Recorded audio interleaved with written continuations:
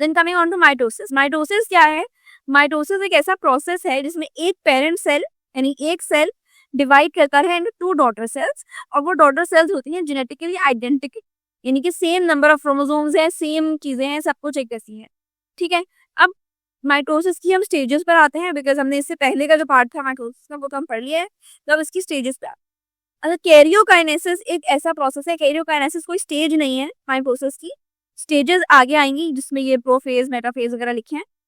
Karyokinesis बस वो process है जिसके थ्रू न्यूक्लियस डिवाइड होता है।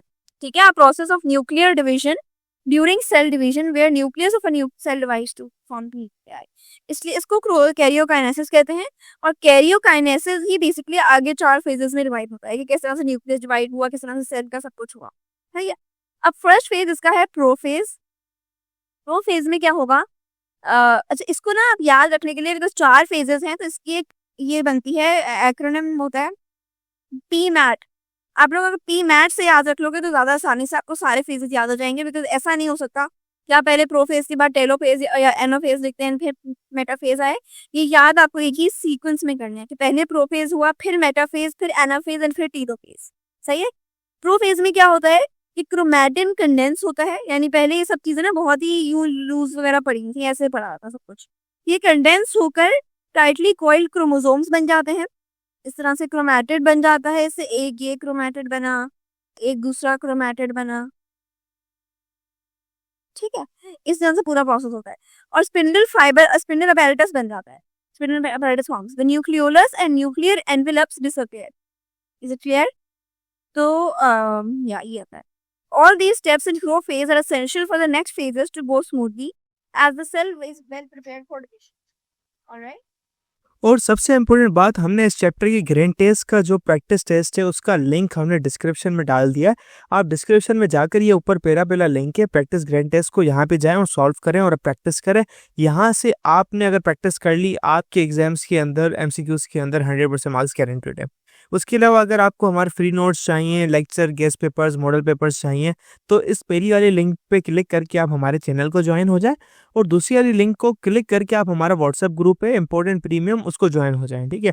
अगर आपको ट्यूशंस वगैरह के अंदर एनरोल होना है, कोई डाउट है, तो ये हमारा व्हाट्सएप नंबर, इस पर क्लिक करेंगे आप डायरेक्ट व्हाट्सएप पे चले जाएंगे और तमाम बुक्स के पीडीएफ इस वाले यहाँ पर आखिरी वाले आपके पास गिवन है। आप यहाँ से कोई भी बुक उठा सकते हैं, आपकी जो मर्जी चाहे, सारी की सारी क्लासेस का। इसके साथ साथ आपसे रिक्वेस्ट है आप चैनल को सब्सक्राइब और वीडियो को लाइक भी करते हैं।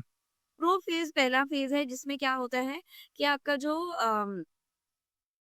बेसिकली क्रोमैटिन है ना, अच्छा प्रोफेज के भी 2 पार्ट्स हैं, अर्ली प्रोफेज और लेट प्रोफेज, मगर इसमें आई थिंक हमें इन्होंने इस तरह से बताया, हम सिर्फ प्रोफेज के तौर पे हमने पढ़ा है, तो आप उसको यहीं तक आ तो ड्यूरिंग इंटरफेज, यानी इंटरफेज का जिसमें सेल प्रिपेयर कर रहा है डिवाइड होने के लिए, heredity material is found in the form of very thin threads called chromatin. अब वो इतनी थिन होती हैं तो अब सेल को डुप्लीकेट करने के लिए ज्यादा कुछ सब्सटेंस चाहिए, कुछ मटेरियल चाहिए, तो उस टाइम पर जब डुप्लीकेट करना होता है तो सेल थोड़ा कॉइल हो जाता है, या मतलब उसको क्रोमैटिन फाइबर्स बन जाते हैं। ठीक है। ये यहाँ लिखा है cell is going to divide all of its chromatin fibres duplicate during S phase of interphase.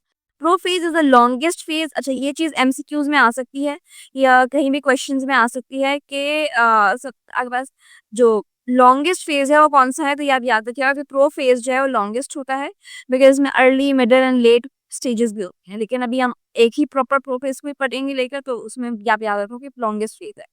At the start of prophase chromatin fibres coil up का मतलब क्या होता है कि एक साथ लाइक करीब करीब आ जाते हैं। अगर जैसे लाइक यूं धागे, तो अगर ऐसे सारे धागे पड़े हैं या तो ये क्या करेंगे, ये इस तरह से कॉइल अप होकर यूं यूं आ जाएंगे।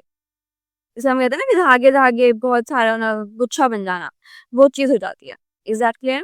ठीक। So and condense into chromosomes, condense यानी कि थोड़े थिक हो जाते हैं और वो क्रोमोसोम्स की शेप में आ जाते हैं।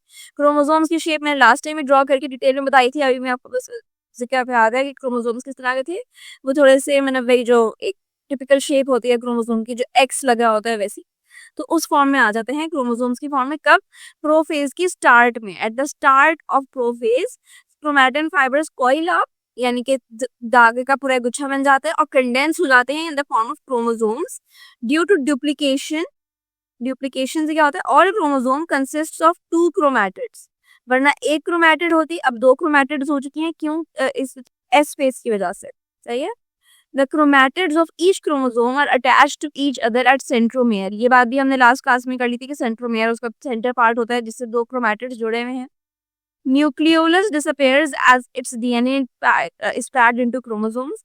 Nucleolus disappears. ये जो चीजें मैं आपको हाईलाइट कर रही हूँ ना, ये जो अंडरलाइन कर रही हूँ, ये याद रखिएगा, ये अपने पास कहीं नोट डाउन कर लें, ये बहुत इंपॉर्टेंट पॉइंट्स हैं। अगर आपके पास माइटोसिस की समरी लिखने को आई है, कुछ इस तरह का लिखने को आया, तो यही स्टेप्स आपने लिखने हैं, यही मेन चीजें आपने लिखी हैं। तो क्या होता है, सबसे पहले जो है लॉन्ग फेज है, लेकिन स्टार्ट में क्या होता है कि क्रोमैटिन फाइबर्स कॉइल अप हो जाएंगे, कंडेंस हो जाएंगे into the form of chromosomes, centromeres पे अटैच हो जाएंगे दोनों क्रोमैटिड्स, न्यूक्लियोलस डिसअपीयर हो जाएगा as DNA is packed into chromosomes, क्योंकि न्यूक्लियोलस से फायदा ही नहीं है, सारा डीएनए मटेरियल सब कुछ क्रोमोसोम की फॉर्म में आ चुका है। फेडरल बोर्ड के एनुअल एग्जाम्स का डर है, लेकिन ये नहीं पता कि तैयारी कहाँ से करनी है। दूसरी बात ये नहीं पता कि एग्जाम के अंदर सवाल का जवाब लिखना कैसे है, कैसे सेंटेंसेस को फॉर्म करना है, कैसे हमें फुल के फुल मार्क्स मिले। तो भाई घबराना किस बात से, हमारी बैच इसी प्रॉब्लम को तो सॉल्व करने आई है। तो आप भी हमारे बच्चों की तरह 97.8 परसेंटेज ला सकते हो, 98.27 परसेंटेज ला सकते हो, फातिमा की तरह, अगली फातिमा आप बन सकते हो। आप 505 मार्क्स ले सकते हो आउट ऑफ 520। अच्छा जी, कैसे? हम आपको सिखाते हैं कि एग्जाम के अंदर लिखना कैसे होता है, ग्रेड टेस्ट प्रोवाइड करते हैं। देखें जी, हमारे पास है पाकिस्तान की one of the best faculty. आप कोई भी सब्जेक्ट लेना चाहें, आपका जो दिल करे, आप सारे सब्जेक्ट्स लें, सिर्फ और सिर्फ 3000 रुपये में पूरे साल में। आपको एग्जाम राइटिंग मेथड सेशन दिए जाते हैं कि सवाल का जवाब लिखना कैसे, डिफरेंस वाला अलग क्वेश्चन, डेफिनेशन अलग, एग्जाम्पल वाला अलग, मैथ के सवालों का जवाब अलग होता है। आपको टॉपर बच्चों के नोट्स दिए जाते हैं, आपको फुल बुक के notes, question answers, live classes के अंदर कॉन्सेप्ट पढ़ाया जाता है आपको, और उनकी रिकॉर्डिंग्स भी दी जाती हैं। भैया और क्या चाहिए? अच्छा, और मजे की बात, ग्रैंड टेस्ट से हमारा समझो पेपर लगता है। ये हमारा है केमिस्ट्री का ग्रैंड टेस्ट, इसका सवाल नंबर तुम नोट करो ये। तो भैया इस ग्रैंड टेस्ट में से आपके 3 सवाल लगे हैं क्लास 9 के केमिस्ट्री के पेपर में इस साल, जो नए सिलेबस से हुआ था 2025 के अंदर ग्रेड 9 का। तो इतने इंपॉर्टेंट हमारे ग्रैंड टेस्ट होते हैं, सारे आपको दिए जाते हैं। तो भैया देर किस बात की, इस नंबर पे कांटेक्ट करें और अभी रजिस्टर करवाएं। At the end of prophase, nuclear membrane splits into vesicles which disperse in the cytoplasm. Membrane split हो जाती है, ये एक थर्ड बहुत इंपॉर्टेंट पार्ट है कि क्या होता है। सबसे पहली चीज क्या हुई, क्रोमैटिन कॉइल अप हुए। सेकंड पॉइंट, न्यूक्लियोलस डिसअपेयर होता है, और आखिर में न्यूक्लियस मेम्ब्रेन डिसअपेयर हो जाती है।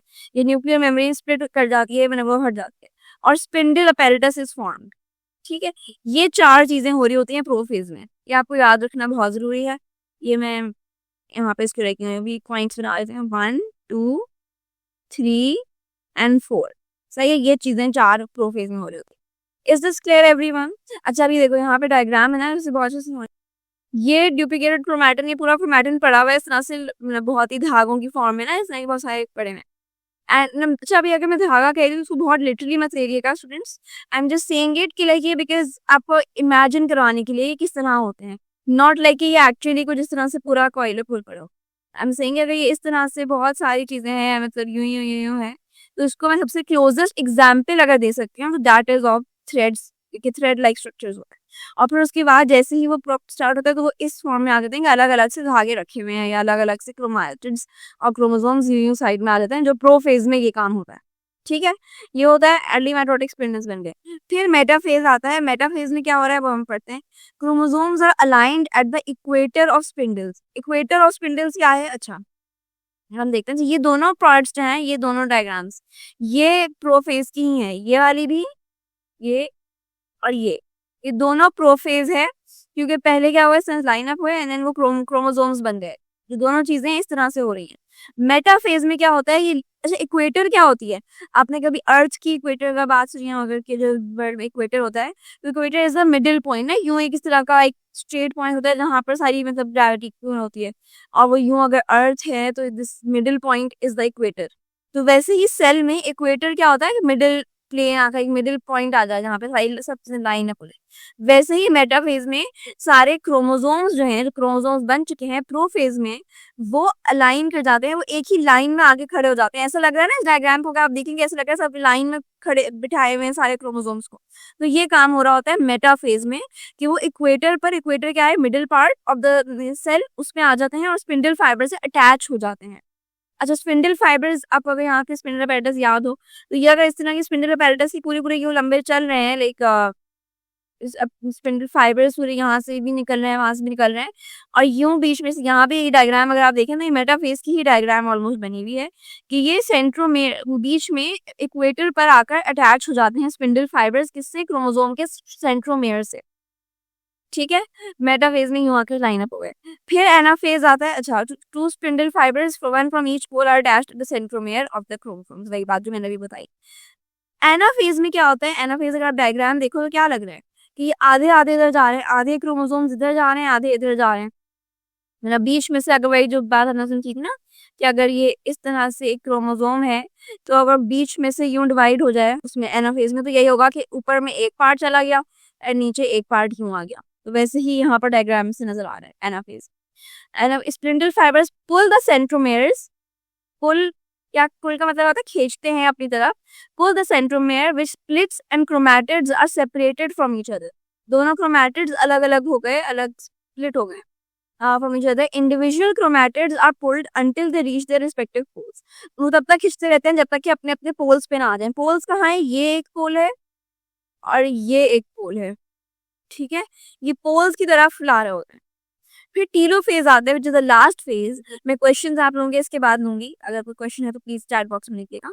टीलो फेज में क्या होता है कि chromatids reach at their pole, chromatids अपने अपने पोल्स पहुंच गए हैं, जो नॉर्थ एंड साउथ पोल्स थे वहां तक पहुंच गए हैं, reach at their poles. They uncoil and lengthen to form chromatin fibres again, वो वापस से खुल जाते हैं, जैसे यहाँ पर इस तरह से ये कहा था ना कि धागे सॉर्टेड फॉर्म में हो जाते हैं, वो वापस से कॉइल अप हो जाते हैं, ऐसे फॉर्म में आ जाते हैं, इस तरह के गुच्छे बने हुए धागे की फॉर्म में, और and lengthen to form chromatin fibres again. अब क्रोमोसोम से वापस क्रोमैटिन फाइबर्स बन रहा है। The spindle apparatus disintegrates nuclear and spindle fibre apparatus disintegrates, nuclear membrane is form in chromatin and each pole, nucleoli reappear. तो वही चीजें जो प्रोफेज में हुई थी उसका ऑपोजिट टीलोफेज में हो जाता है, ताकि सब चीजें वापस अपनी अपनी जगह पर आ जाए। ऑलराइट, अच्छा अब हम आते हैं साइटोकिनेसिस पे।